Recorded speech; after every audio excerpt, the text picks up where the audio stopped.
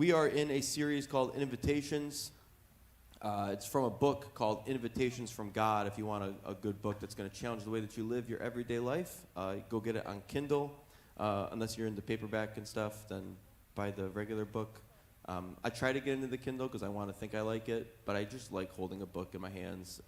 Anyway, audiobooks, forget about it. I can't do it. I can't stay focused on the audio thing. Any audiobook fans in the room?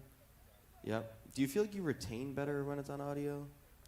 No, of course not. No, no, you don't. It just is an excuse to get your Goodreads book count up higher. You get the Audible book, you put it on 2 times speed, and by the end of the year, you've read 60 books. But you don't remember anything you've read. Anyway, it's a conversation for a different day. My name is Josh. If you don't know me, it's great to meet you. Something you should know about me is I've had 3 ACL surgeries. Yeah, 2 on one knee, 1 on the other, because I have terrible knees. And so after the first one, so basically when you tear your ACL, you basically lose all lateral movement. Like you can't plant on your knee. And so I remember the first time I damaged it. I've actually damaged it 4 times. I've gotten surgery 3 times.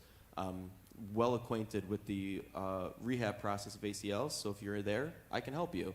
I'll just tell you where to go. Anyway, first one, I was so young. I was in 11th grade, and he looked at me. He knew I was short, and he's like, "You're not done growing." I was like, "I think I am." He's like, No, you're not. We're not going to do surgery yet. It's only a partial tear, so then we'll just do 3 months of rehab. You'll go back like normal. I'm like, sweet. So 3 months of rehab, and then it's baseball season, and I can't show people that I'm hurt because that would be too normal. So we're doing, they used to call them suicide sprints. I don't know what they call them now. So if it's a different name for it, I'll use it next service. But it's the one where you run 10 yards, come back, run 20 yards, come back. Anyway, first one, I plant on my foot because I've got to beat everyone. So I plant, and my knee just blew out. It was terrible. It hurt so bad, all the way down to my heel. Still didn't tell anybody, obviously, because you can't show. So I tried to keep going. So I did it again, and it blew out again. It's insane. So anyway, they do the surgery.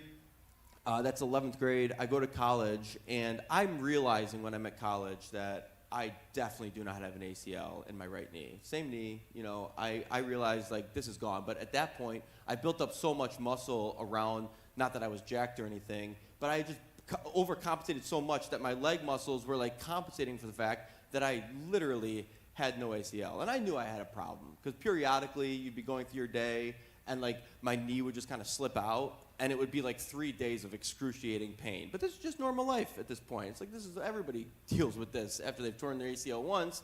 So anyway, got to a point where I desperately needed help because my knee was so busted up. And I was actually risking irreparable damage to my knee. It was literally, when I got to the doctor, at this point I was in Rochester, and he literally looks at me, he's like, "Josh, you're bone on bone in your knee. You have arthritis, your knee is old now, you're probably never going to play sports again." Which is all I needed to hear. Definitely played sports again, and then tore my other ACL, which is awesome. But anyway, what I could have done, now you are probably looking at me like, dude, you need to relax. But as ridiculous as it sounds, I was literally living my life knowingly with a knee problem, to the point where the doctor tells me, "You are bone on bone. This thing, if you kept going, you would need a full knee replacement, and you're only 21 years old. You're out of your mind." And as ridiculous as it sounds, I started to think how often am I living my life, or maybe we are living our lives with a broken part of our soul that's actually so broken that if we don't treat it, we're actually doing irreparable damage to our lives. I started to wonder, how often am I walking around with a part of me that's so broken, and if I don't actually treat it, the damage I'm doing to my future can wind up being irreparable. See, my fear is that we're walking around convincing ourselves that this is just the way life is now. This is just who I am. I'm an overly critical person, and you're just going to have to deal with it. It's just a part of who I am now. I've been suffering with alcohol addiction for years, and you're just going to have to embrace me for who I am now. This is a part of who I am. You see, every once in a while, it's like, man, there's something about, like, just watching porn. I just can't seem to shake it. I know it's wrong. I know I shouldn't. But it's just a part of who I am now. Maybe you walk around and you say, man, some may call it gossip. I just like to be in the know. You know, I just want to know what's going on. What's the scuttlebutt? You know, I just want to know.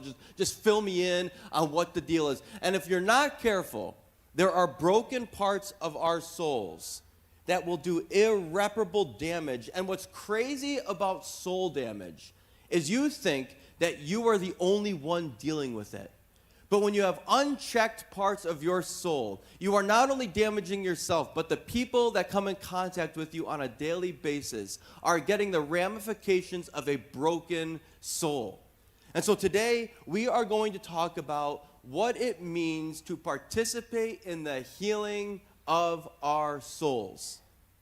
There is an invitation to participate in our own healings. If I was going to title it, I'm calling it Mats into Monuments. But today we're going to talk about, have we made our home in our brokenness? Because you realize you can become like an invalid to your own future. You can make your home so much in your brokenness that you actually become an invalid to your own future. You're stuck in your situation. You know you should be better. But there's just something about the comfort of living in my pain. There's something comfortable about knowing. Because if I start searching for getting better, there is way too much unknown in searching for healing.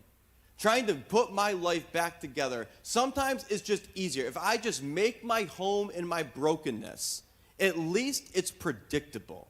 At least I know that I'll have probably 2 days of being really good, and then I know it's going to be like 3 days of deep, dark depression. But at least I know the cycle is coming. And a lot of times we choose not to participate in our healing because the risk of letting go of the common life we live, of dealing with the same cycle of brokenness, is way more palatable than the unknown of what it looks like to actually find healing. But I'm here to tell you today that maybe there is a better way. Now, Jesus found himself in front of a man in the same exact situation. We find it in John chapter 5. Now, John wrote this letter. John was Jesus' closest friend. He kind of labeled himself that, which is pretty arrogant, but he was Jesus' closest friend. They were best friends, okay? So this is John's account of what happened one day when Jesus got to Jerusalem. It says, sometime later, Jesus went up to Jerusalem for one of the Jewish festivals.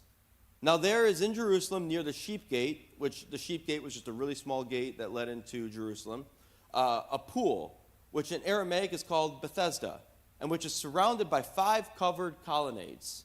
Here, at this pool, a great number of disabled people used to lie, the blind, the lame, the paralyzed. It says one was there, had been an invalid for 38 years.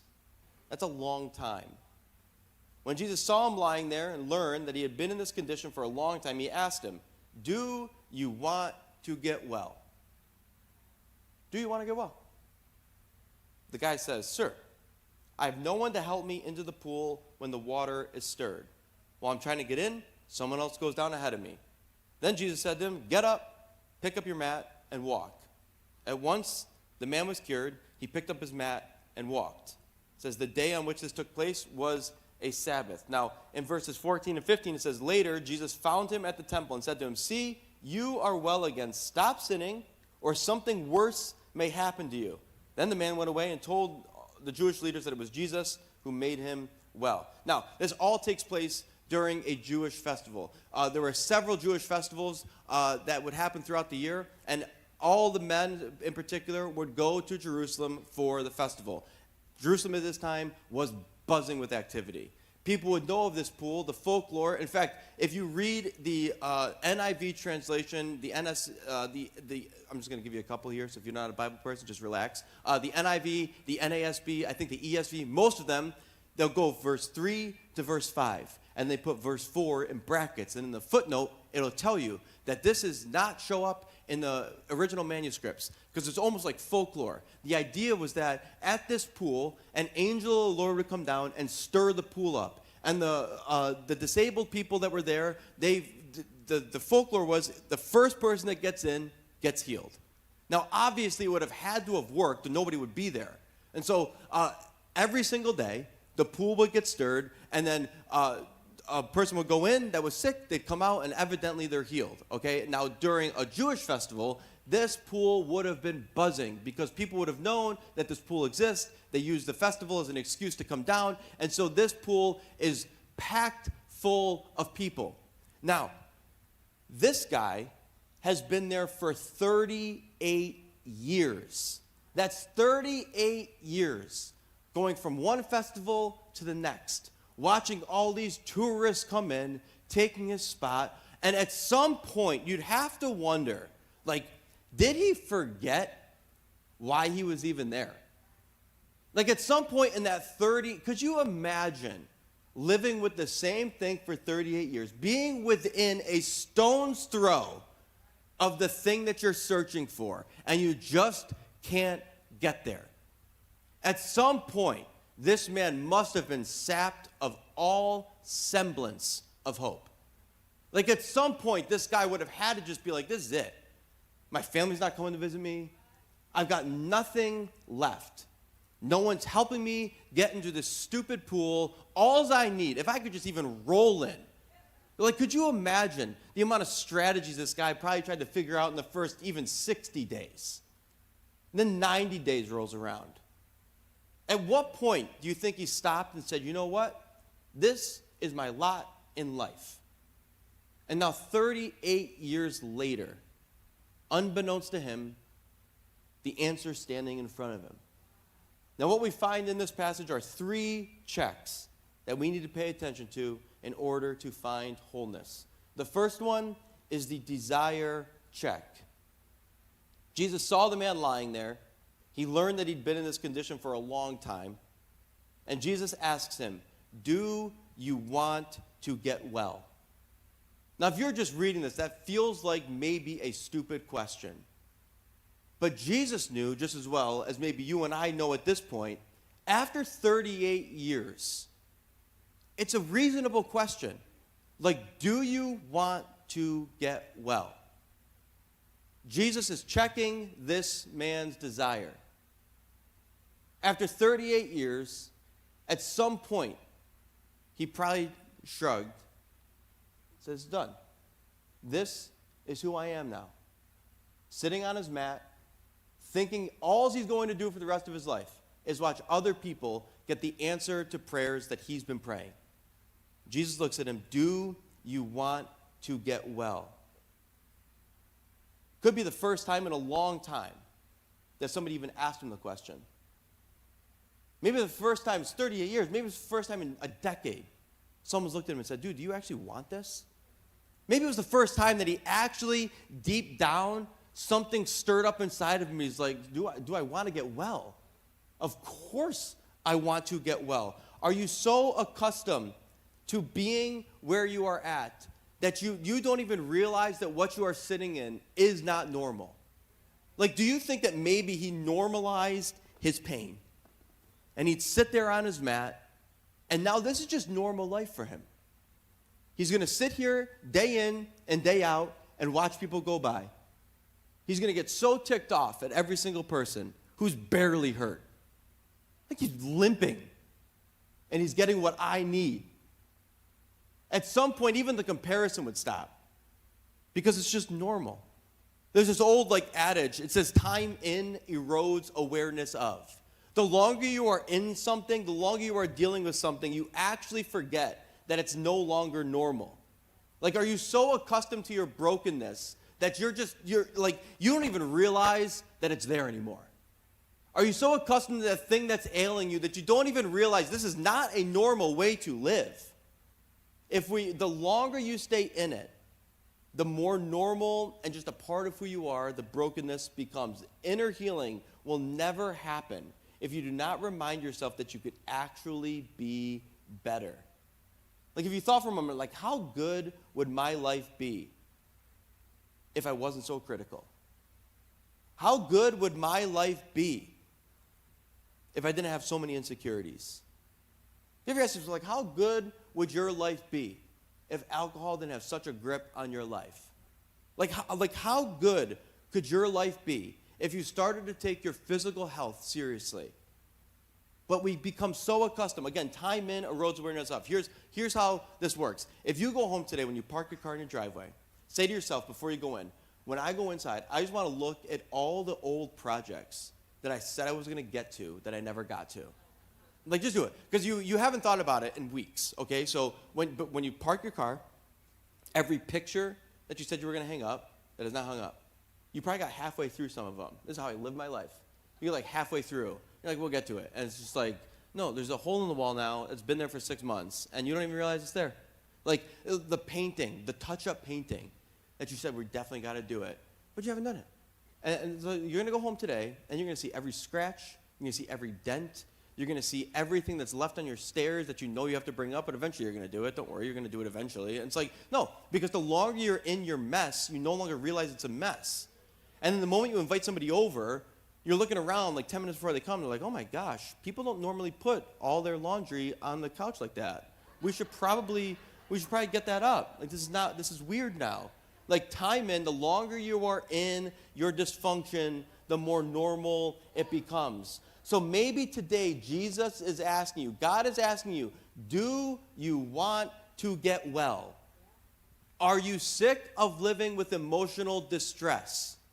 Like, is your desire there? Do you want to get off the mat of your dysfunction? Maybe there's some physical unhealth. Like, do you want to get well? Now, I understand there are certain things with your health that are not your fault, but sometimes it is active choices that I make that make me unhealthy. I do not need to drink the Coca-Cola. I don't need to do that.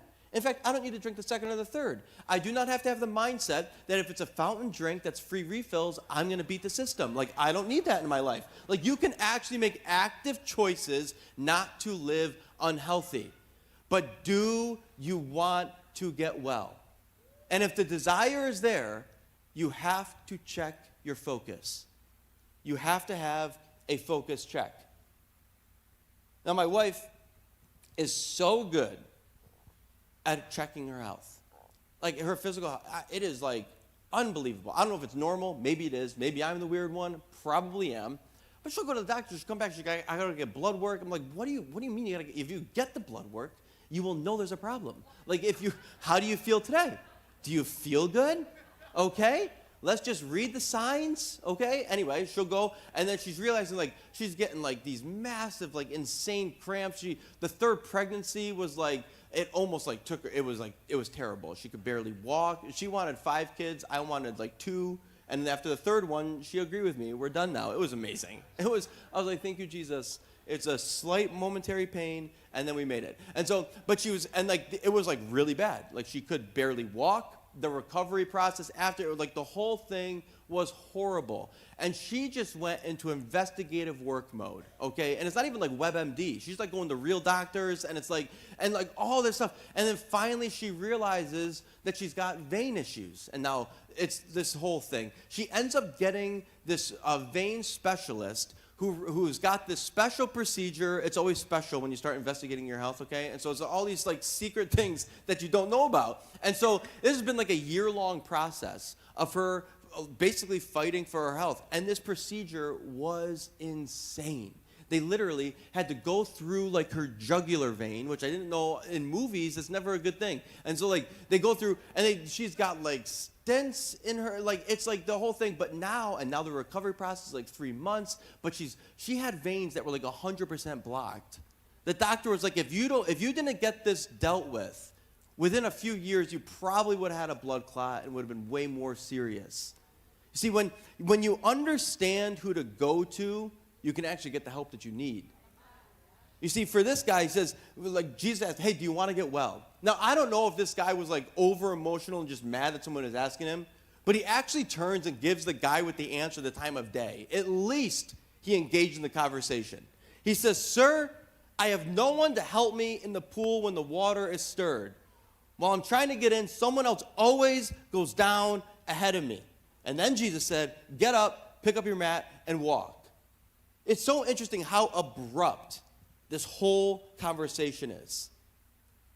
See, I'm convinced that this man, he's not even realizing who's standing in front of him.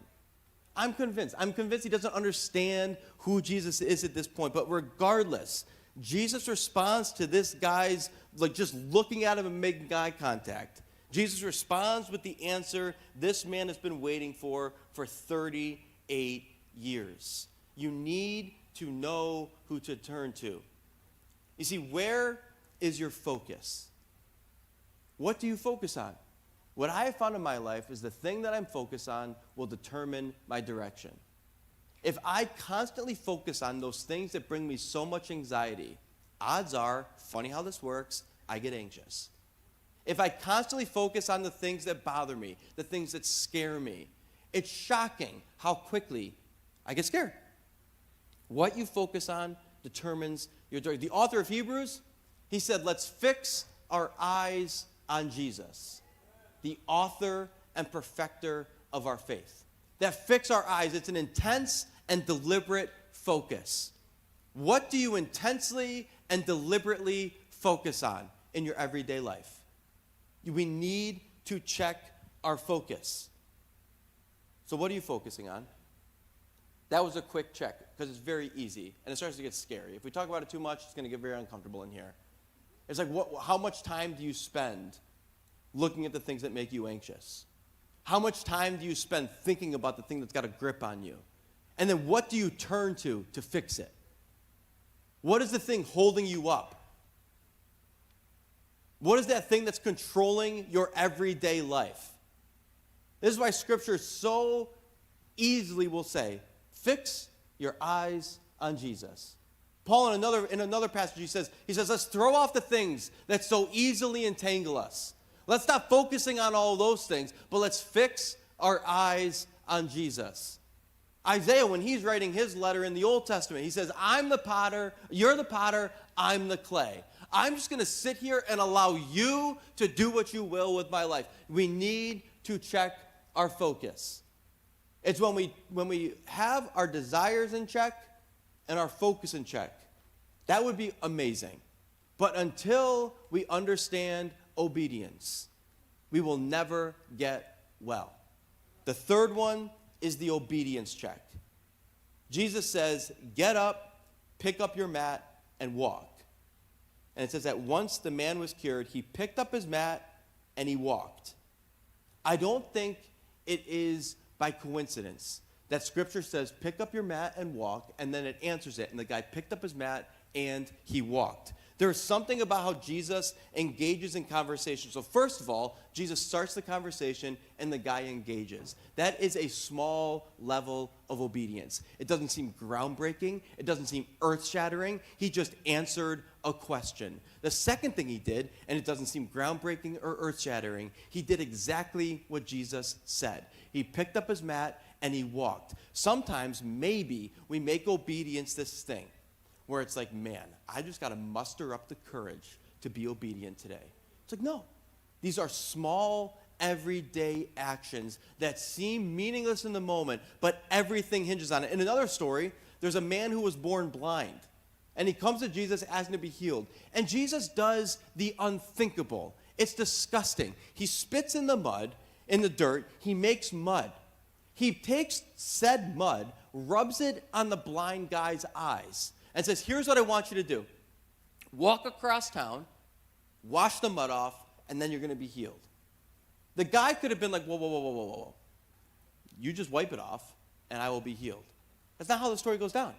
Jesus makes the blind guy, in one last blind journey, walk all the way across town, wash himself off. He would have looked weird. It would have felt ridiculous, but it was small acts of obedience. In another story, with another paralyzed guy, Jesus says, pick up your mat and go home.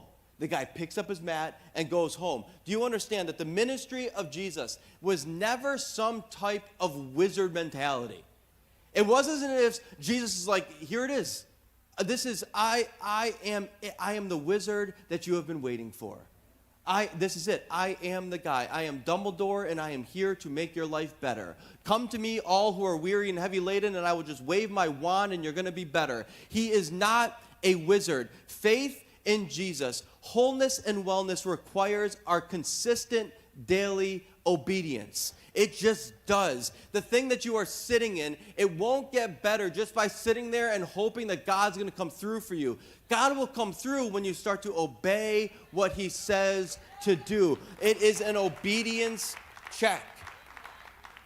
I have found as I read through the story of Jesus, he always expected people to just show some small level of obedience in the midst of their pain before he responded.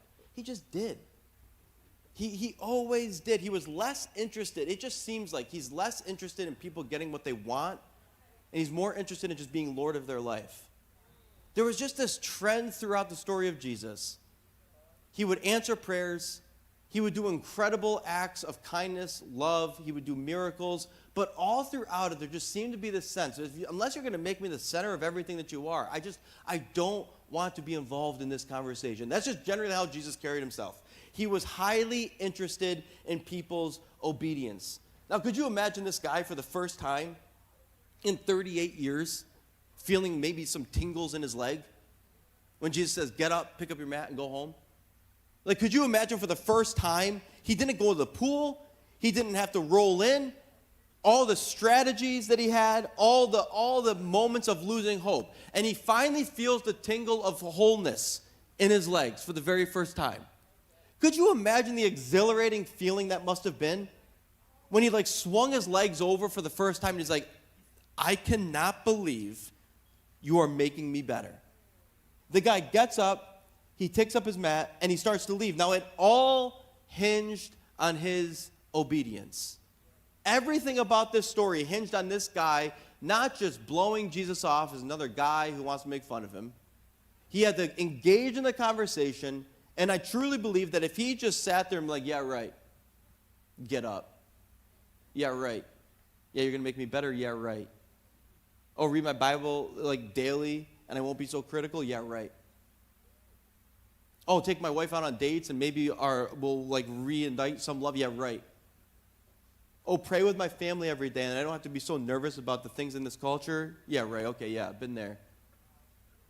Oh, yeah, just get up, pick up my mat, and go? Sure. Yeah, I'm sure that's going to work.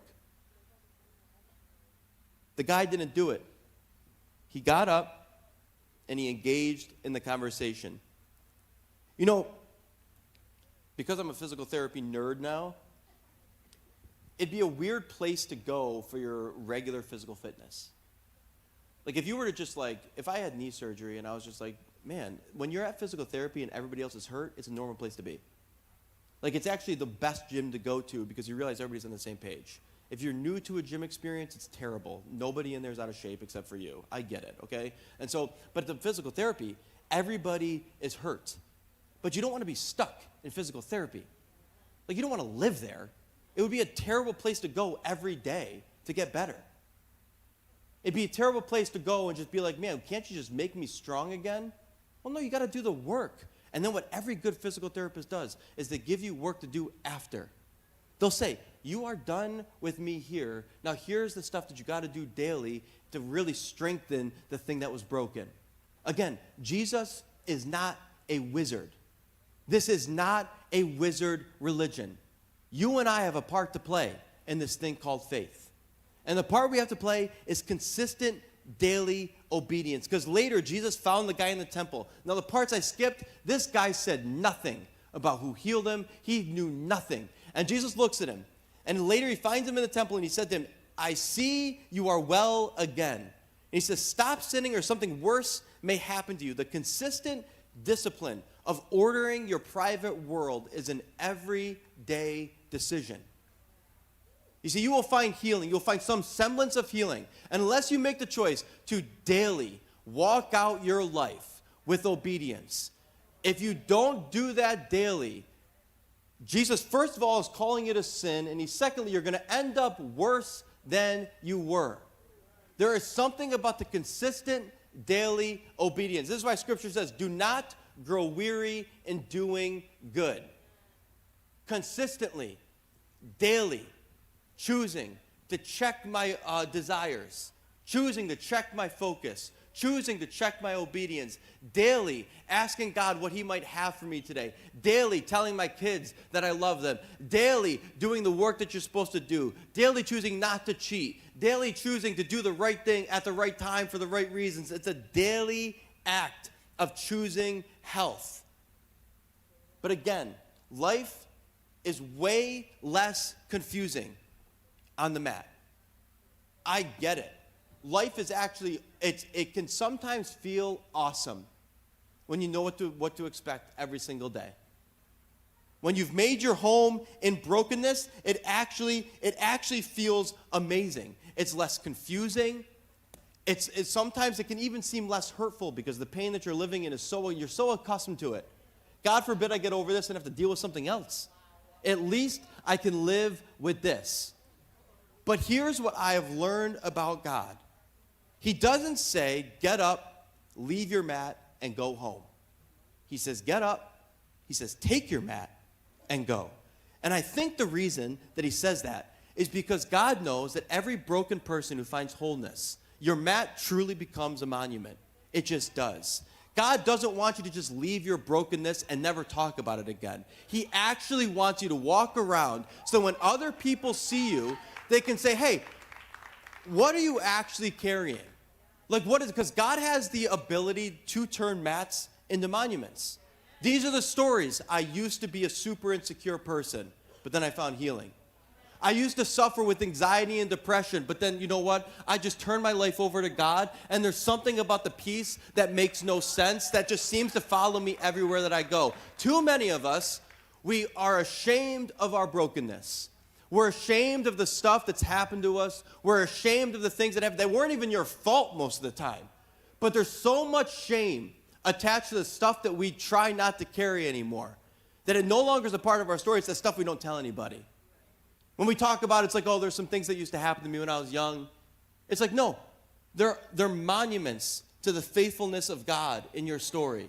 They're monuments to the goodness of God in your story. That stuff you've dealt with, the things you've gone through, the fact that you and your wife, that you stopped talking for a while, but there was something about when you guys both decided to choose healing. Now the story of the lack of intimacy becomes a testimony, and it actually helped free people from the bondage they've currently found themselves in. The way you suffer and you go through painful experiences in life, loss, bad news from the doctor, God wants to turn mats into monuments. His goal is to use what has been broken in your life to actually show the world that there's a God who is good, there's a God who is holy, there's a God who works with love and kindness, there's a God who holds you even when the world says you should just give up. There's a God who actually says, no, I'm actually going to walk with you through this. I am Emmanuel. Every ounce of pain you have experienced, every ounce of loss you have experienced, God is accustomed to the pain. God knows what it's like to lose a best friend. He's walked through it. God knows what it's like to be beaten. He's gone through it. He knows what it's like to experience death. He's gone through it. He knows what it's like to have his family abandon him. He's gone through it. He knows what it's like to have so much stress to the point, Scripture says Jesus was so stressed out that he was literally bleeding from his forehead. He understands human emotion to the point that you and I are extremely safe picking up our mats and daily choosing to be obedient. Daily choosing to give everything that we are to him. God, I don't know what to do with all the insecurities that I have. But God, today I need you to help me be secure in who you are. God, I don't know how my wife and I are going to get through this thing. But God, just help me be a good husband today. Like today, help me to say some kind things to her. I know there's things I want. But God, today help me to choose obedience.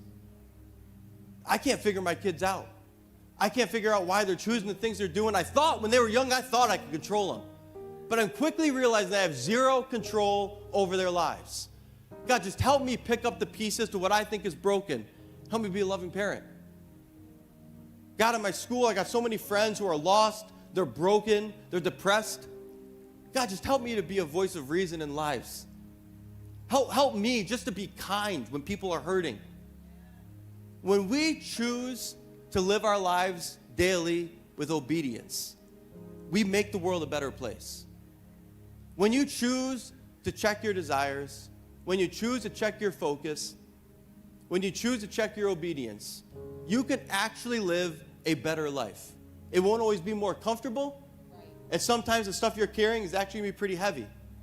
There's going to be seasons in your life where the stuff that you thought you were over is going to try to creep back in, and the weight is going to feel like too much. Here's a news flash. It is too much. That's why you need Jesus, because he says, my yoke is easy and my burden is light. So when that stuff creeps in, you don't go back to the old patterns. You're creating new patterns every day. You're creating new ways to live every day. And you become a voice of reason to a culture that is so chaotic. So church, let's turn mats into monuments. Jesus, we thank you that you are good. God, we thank you that your stories for us are not finished.